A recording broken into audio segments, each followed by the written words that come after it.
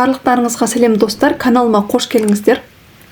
Бүгін өте дәмді қуырылған картоптың жасалу жолымен бөлісемін. Құрамына ет қосылмайды, жылдам дайындалады. Бұл тағамды отбасымызбен жақсы көреміз.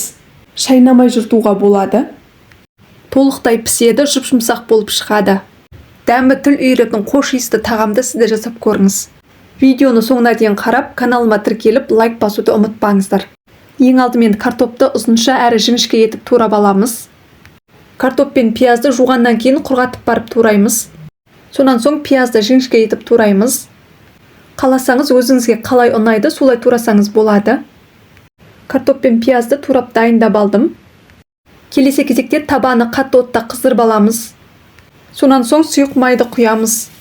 Сұйық майдың тым аз немесе көп болмағаны дұрыс. Қатты отта қызып тұрған майға туралған картоптарды саламыз.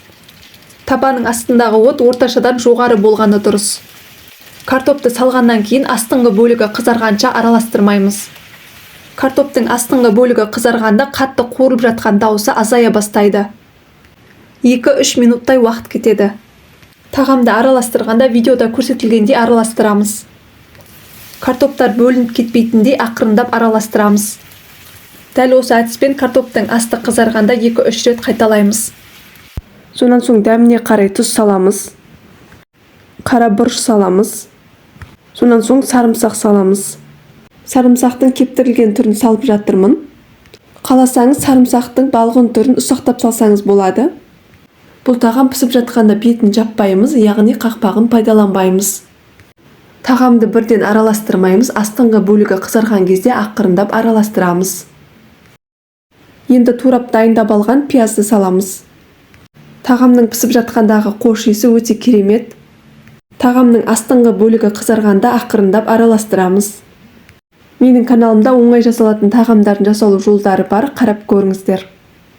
Осы кезде тағамның тұзы аз болып жатса, тағы да қоссаңыздар болады. Тағамның тұзы тым көп немесе тым аз болмағаны дұрыс. Картопты адамның санына қарай көбейтіп немесе азайтып саласыздар. Тағамның астыңғы бөлігі қызарғанда ақырындап араластырып алдым. Осы әдісті 2-3 рет қайталаймыз. Сонан соң піскен тағамды ыстықтай дастарханға ұсынамыз. Мінекей достар, өте дәмді, жылдам дайындалатын тағам дайын.